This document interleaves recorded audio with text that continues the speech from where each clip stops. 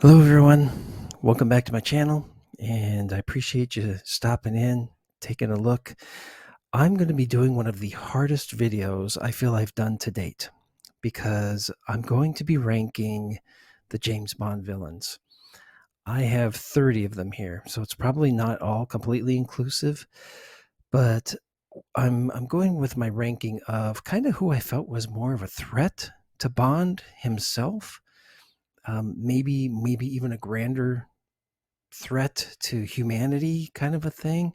But I think more about with their interaction with Bond probably as the threat. And I know some of this is going to be controversial.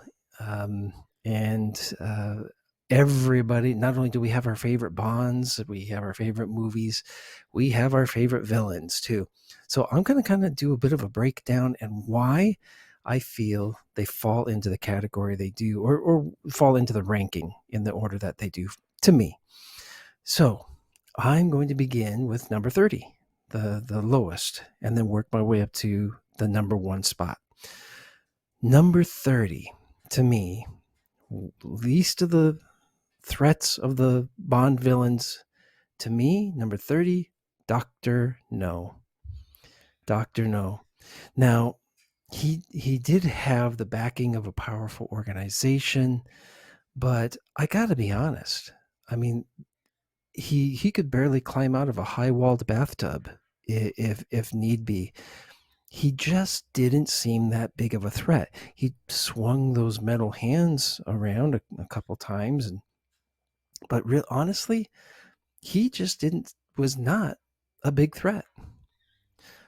Okay, number 29, Lucifer Safin from No Time to Die. I'm sorry. He wheezed while he walked. He was so weak. Um, and he was such a little threat to Bond.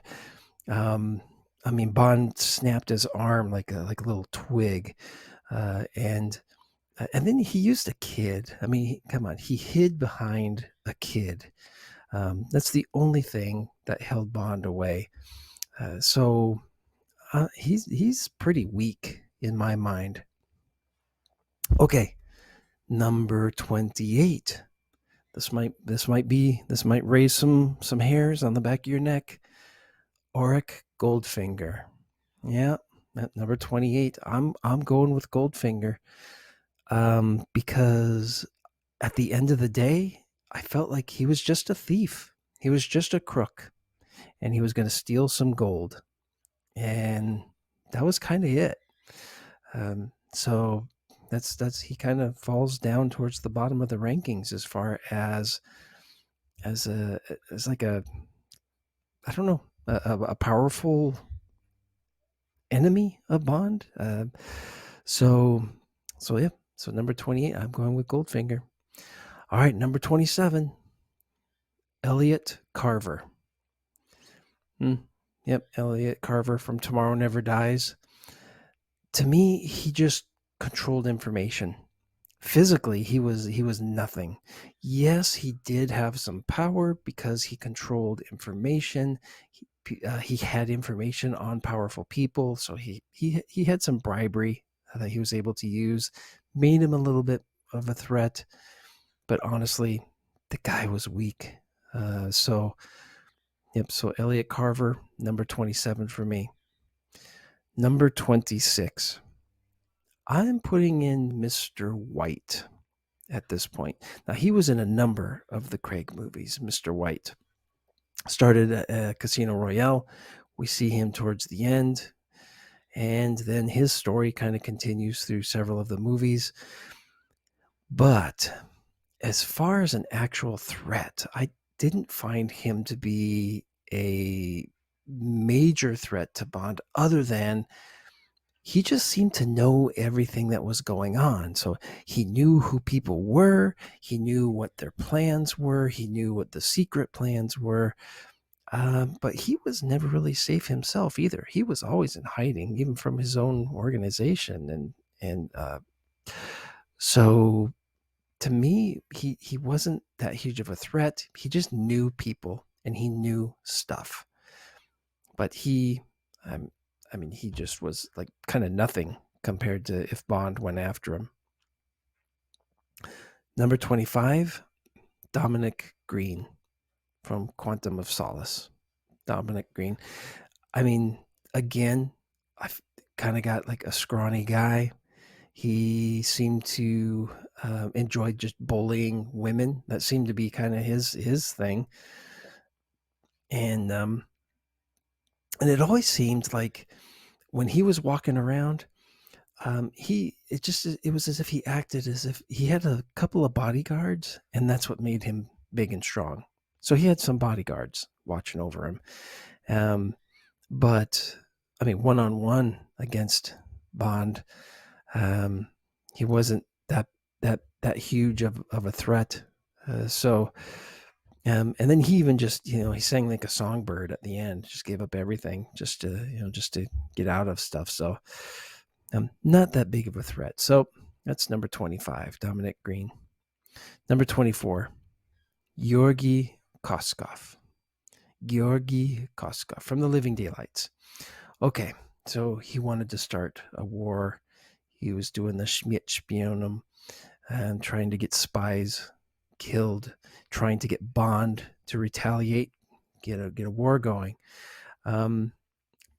But again, not that big of a physical threat. In fact, it seemed he was more scared when things were actually going down. He seemed to be scared. So that's why he's not too high on the list. And then number 23, I'm going with Aristotle Christados. For Your Eyes Only. He was a double agent. That was more of his claim to fame. He was a double agent, and so yeah, he fooled Bond for a little bit, but again, definitely not a physical threat. He had Bond in a couple of pretty good pickles, though, with dragging him behind the boat through the water. So I mean, he did have Bond in a couple of scary situations. Still not that big of a threat.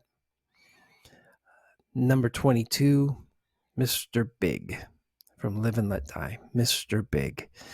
Now, to me, his biggest trick was he wore a mask. So he was being two different people.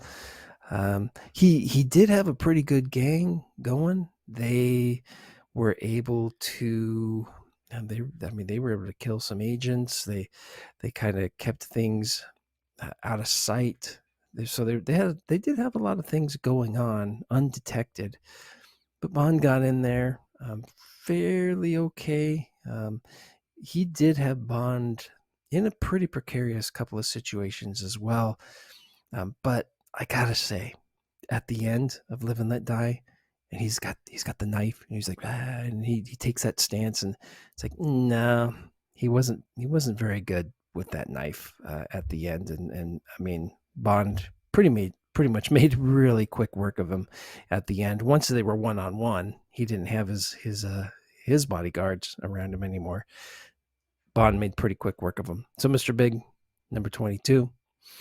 Number 21, I'm going to go with Brad Whitaker from the Living Daylights. Brad Whitaker from the Living Daylights. He was the arms dealer. Again, Schmidt-Spionum. He was trying to start the war, death to spies.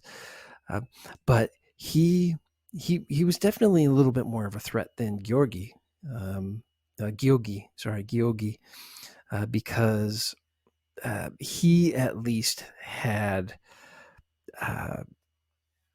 a little more gumption, like going after Bond than Georgy did. Georgy just would run away, whereas Brad Whitaker, I mean, he took his shot at Bond and didn't get him, but he still didn't run away. Okay. Number 20. We're up to number 20 now.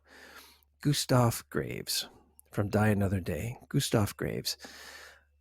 He changed his persona. He changed his identity. He went through a lot of pain, actually, to do all of that. So that had to take some physical prowess to him. And it was interesting. He modeled himself after Bond. Pretty good sword fighter too. So Gustav Graves, he was definitely seemed more of a threat than some of these other ones. So that's where I've got him at number 20. Number 19, Kamal Khan. Kamal Khan from Octopussy. He was a bit casual with his destruction that he was trying to bring about. He really wanted Bond on his mantle. He was a hunter. He even saw Bond as a trophy for his mantle. I'm kind of putting him and his bodyguard together on this one. So because they were always together, they always acted together, and Kamal Khan actually, I mean, his bodyguard didn't want to go out on the plane to go after Bond, and yet because Khan told him to, he still did. So I mean, Khan had some sway over him, some power over him as well. So yep, so we're at number 19 with Kamal Khan. Number 18, I'm going with Xenia Onatopp from GoldenEye. Now, she seemed to enjoy death. She really got excited in causing death and destruction, and she did.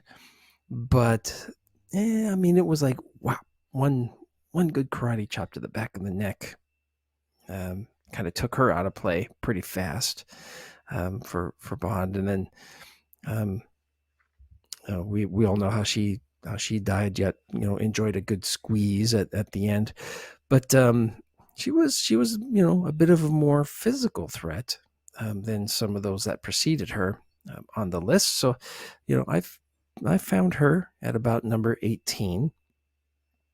I do know that she also her character seemed to be modeled a little bit after another one, and we'll get to that as well.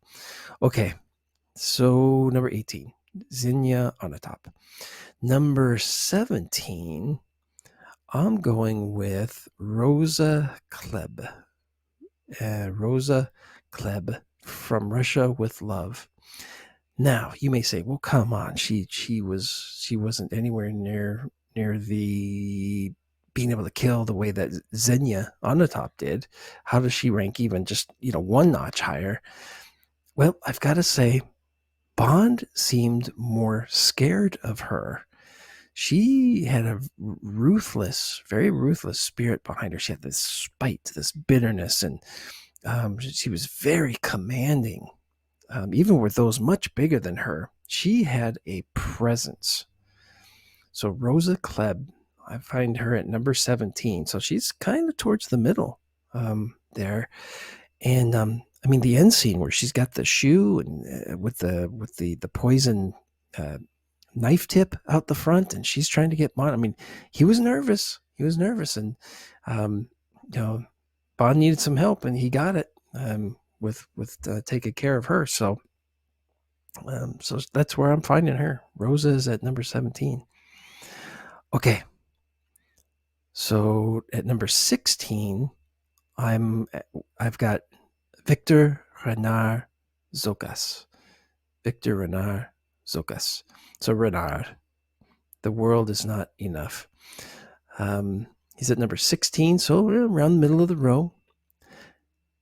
He can't feel pain. So that right there, I mean, and he wanted to cause some stuff on his way out because he knew he was dying, and he was going to take some with him on his way out. So he kind of didn't care. He wasn't afraid of death anymore. Couldn't feel pain, and so yeah, that's kind of where I found him at. He was towards the middle of the row here at 16, and then at number 15, Le Chiffre from Casino Royale, and so I had him right at the middle. Again, he was a dangerous character. He was calculating. He knew people. He knew things. He could put a good plan into motion. Barely kind of uh, got beat, to be honest. Um, but he was overconfident. So, as most of the villains are, right? Most of the villains are overconfident. So, but Lashif, I've got him towards the middle. So there. Okay, so we're at the halfway point here. We're at number 15. So, who could possibly be in the top half? Well, here we go. At number 14, General Olaf from Octopussy. General Olaf from Octopussy. So here he is. He's a general. He's gone up the ranks, but now he's trying to start a nuclear war. And he wants world war because he wants to show Russia's power and dominance again, take over the world scene. And it's all about the power of Russia for him. And he was trying to really push it through, get and take control of his entire country, and used the power at his hands to do it. Now, this also, I kind of have them ranked in the same spot as the other Russian general that was in GoldenEye. Kind of the same thing. They used their position of power, which was pretty high, and they were almost able to carry on an evil plan. So I got them about middle of the row. I'm around at 14. Number 13, Alec from GoldenEye. Now he had a similar skill set to Bond. They were fellow agents, and it came right down to the wire between the two of them at the end. Bond was definitely in peril, and Alec, he played off of some of the emotions of Bond, made him that camaraderie that they had. He played on that. So Alec was a pretty good threat, a pretty good villain, having a fellow agent go bad and turn. And that might come up again. We'll see. Okay, so number 13, Alec. At number 12, I had to go with Oddjob from Goldfinger. Now you may think, well, but he wouldn't be as much of a threat. I mean, Alec was a fellow agent. He knew, him and Bond had the same fighting skills, things like that. So, well, but Oddjob, I had to base that off of the worry that always seemed to be on Bond's face every time he saw him, every time he was around him. Bond was always worried about him. And then, I mean, he hit him with a big gold brick, too. I'm not sure, but I think Alec might have hit the floor had he been hit with a gold brick. So Bond saw him as a pretty big threat and had to be shocked as if it was Jaws 2, had to be electrocuted in order to get him. So, yeah, I don't know. Oddjob, pretty good villain. Got him at number 12. Number 11, I went with Red Grant from Russia with Love. Red Grant. Again, fellow spy. He's not a British spy, but he's an assassin. He knows the game. He got into Bond's inner circle, got close to him. Even had been Bond's protector in order to make sure that his mission was completed, and then could get rid of Bond in the end, had him do some of his dirty work. So, pretty good threat. So Red Grant from Russia with Love, pretty good threat against Bond. All right, number 10, I'm going to go with Nikros from The Living Daylights. Now, I got to admit, I almost forgot about Nikros from The Living Daylights. But when I was thinking about him, though, I was like, you know what? I mean, he took on an entire safe house guard patrol.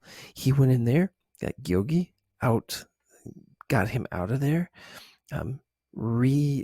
undefected him, pulled him out. I mean, it was all part of a bigger plan, but he was able to go in there and he just did some serious damage when he did it, and he did it all secret-handedly. Or did I say secret? Single-handedly.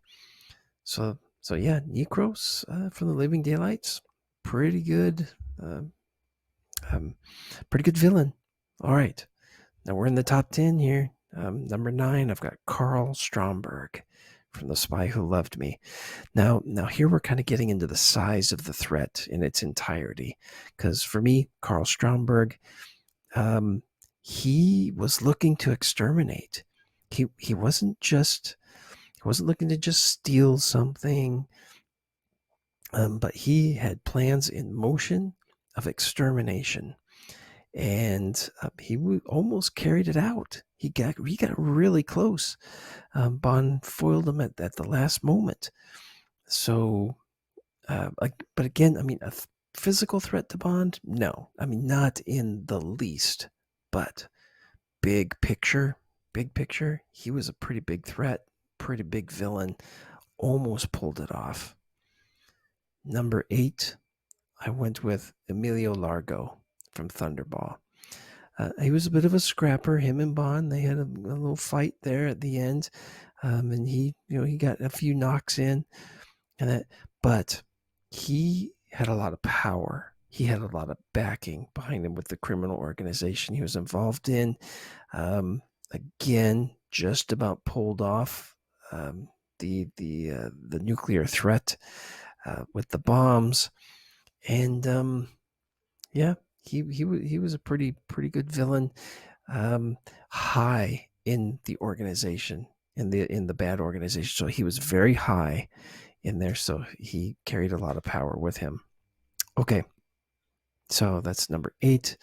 Number 7, I went with Jaws. And Jaws was in Moonraker. He was in The Spy Who Loved Me. The guy was indestructible. I mean, he went over a waterfall. He fell out of an airplane without a parachute. The guy was literally indestructible.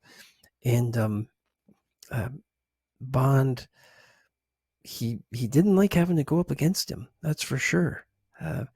He wasn't the brightest of fellows, but he was a huge physical threat to Bond and those around him. He could bite a cable. He could bite the thing in half. Come to find out in an interview later, the actor it was actually that big cable that he bit in half in Moonraker. It was made out of licorice. That was kind of cool to find out. Okay, number 6, big picture again, the bigger threat, Hugo Drax from Moonraker. So I went with Hugo Drax from Moonraker, kind of the same reason for Carl Stromberg, except Drax, he just about eliminated everyone on the planet. Literally everyone on the planet. Bond just happened to, just moments before that pod with the poison made it into the atmosphere, Bond destroyed it before it could do its damage. But it was that close. I mean, that close that Hugo Drax almost eliminated people on the entire planet for his plans. So, and he did all this stuff in space. Nobody even knew it was there. Hugo Drax, bigger threat than we may give him credit for. Because I mean, he would, the guy was a wet blanket when it came to if Bond went up against him personally. In the movie, in the book, it's a bit of a different story. Okay, number 5, I went with Blofeld, and I have to say, I actually had 31 villains. So Blofeld is like, we're going to say 5.5. So at 5.5, Blofeld. He's a reoccurring character. He always has these plans that Bond has to figure out, try and get away around him. He's held world powers hostage. He hurt Bond personally. He killed his wife. And so Blofeld, he's definitely high in the list. I got him at 5.5 as far as like actual threat to Bond, though. Number 5, I went with Max Zorin at this point, A View to a Kill. And the reason why, I mean, of course, Christopher Walken. I mean, Christopher Walken was awesome as Max Zorin. Played the character great, but the guy is literally a psychopath. He had no feelings, genetically mutated to I mean, he just when he would kill his own people. He didn't care. He didn't care who was in the way. He had a plan. He's going to see it through. He'd kill whoever was in his way, and he'd laugh. He'd laugh while he did it. Complete psychopath. Him and Mayday, they were together. She did a lot of all the brute stuff for him. But then Mayday, she actually becomes a good guy in the end, and kinds of helps save the day actually. But Zorin, Christopher Walken, I mean, come on, great villain, psychopath, total psychopath. Okay, number 4, Franz Sanchez from License to Kill. Franz Sanchez, the guy's a violent man, lives a violent life. He's a drug lord. This is like a real threat, almost like a real life type of a threat. He's got bribes. He's got government officials in his pocket. He's ruling small countries. The guy's got a ton of power. Now, yes, he was just pushing drugs and things like that, but still, he had massive amounts of power, and he hurt Bond personally, hurt his friends. I mean, Bond pretty much almost had to kill himself to get him. He was really beat up by the end of that movie. He was a mess. And he had just complete personal vendetta. So very few threats to Bond, very few villains have made Bond drop everything and go on a complete personal vendetta. But Franz Sanchez did. So I have him at number 4. Number 3, I put as Francisco Scaramanga, the man with the golden gun. I mean, he is a paid assassin. He's paid $1 million for it one shot. His identity is secret. He's got a third nipple. I mean, come on. What other villains got that in their portfolio? Anyway, Scaramanga, he was a real threat to Bond. He wanted to beat Bond, and he figured, if I beat Bond, I'm the best in the world. And he just about did. And he a real threat. I mean, Bond had some real respect for what the guy could do, that's for sure. I mean, he didn't like him, but he could respect the danger of the man. So yeah, number 3, I've got Francisco Scaramanga. Okay, top two, number 2, Silva from Skyfall. And the reason I went with Silva is because he set out on revenge, and he got it. I mean, it cost him his life, but he was willing to die to do it. He wanted personal revenge on M. He knew all the inner workings. He used to be an agent as well. So he knew what to do. He could anticipate all their reactions, all their movements. He set them up multiple times, and they fell for it. He had Bond's number a couple of times, but ultimately he was after M, and he got her in the end. So I mean, M did die. It cost him his life, but he did get his revenge ultimately. So I put him at number 2 because he kind of won, even though he died. Anyway, number 1, my number 1 villain, Elektra King from The World Is Not Enough. And I had to go with Elektra King because she had Bond's sympathy. In fact, she played mind games on him. Even when he knew that she was the one that was pulling all the strings and doing all the bad stuff, he still hoped she was going to come around. He wanted her to come back over to the good side. And so she really played on his emotions, and she did that to everybody. Everybody bought into her. She was not a physical threat, but she was a pure emotional threat. So she had everyone's sympathy, and she had won. She literally beat Bond. He was as good as dead, if not for that final one little shot that got the lock off of his wrist. That was it. Bond was a goner. So she had beat him, and then just a fluke attack, and he got out of it barely. So she was my number one villain. I thought she carried off the whole villain thing the best. Okay, so that's it. That's my rankings for the villains, and I will never change. This is how I will feel forever, which is a complete lie, because we all know that these rankings change, especially with some of the comments. Somebody may say, "Hey, you forgot so and so," or "No, you don't remember. They were really weak in this area, but stronger in this area." So um, they're just for fun. Rankings are for fun.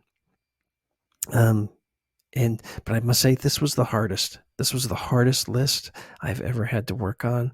It took me quite a long time to figure out how I was going to do this, how I was going to put them in order, because there's just so many of them. They've got their pros, they've got their cons.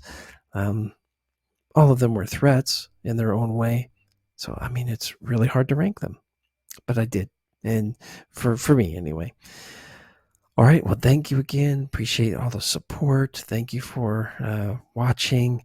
And I'll see you in the next video. Please like and subscribe. I'm having a good time with this, but I sure would love to see my channel grow. I'm almost to 100 subscribers. That'd be cool if I could, hit 100, get my way to that 1,000. I mean, that's a pretty big benchmark, but I mean, I see some channels get to 1,000 within a few weeks. So I want to be one. Anyway, thanks. We'll talk to you later. All right, bye.